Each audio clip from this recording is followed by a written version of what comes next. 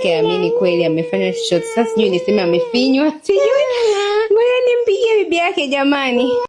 Guys, she's calling. Amani ameumia mfanye. Si Martha kumbe kamwacha ita menini kwenye ngazi mwenyewe. Sasa nilishawakataza mimi jamani. Alafu namwambia mimi mtu ananijibu, mimi nitamuua huyu Martha.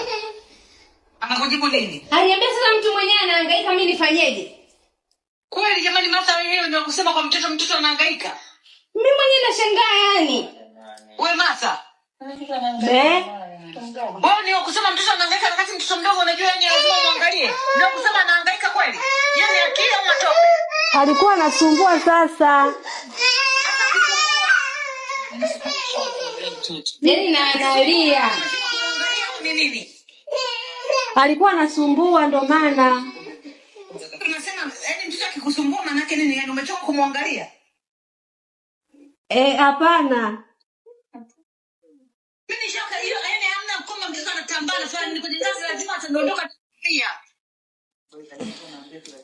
Kila siku mimi nasema msimwachie mtoto kwenye ngazi. Hapana kwenye jicho. Nasoma voice note jamani. Katuma hadi voice note. Ngoja. Yaani Martha kazi yake ni nini kama mtoto anasumbua? Maana kama mtu anasumbua kazi yake yeye kumwangalia mtoto basi mtoto imemshinda. Guys, ngojeni tu nimwambie kwamba it's a prank cause amepanic sana. Ngoja nimpigie.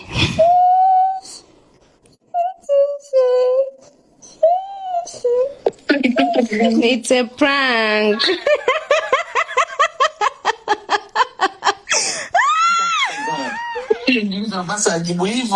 It's a prank. Mwambie it's a prank baby. Wamenipaka lipstick.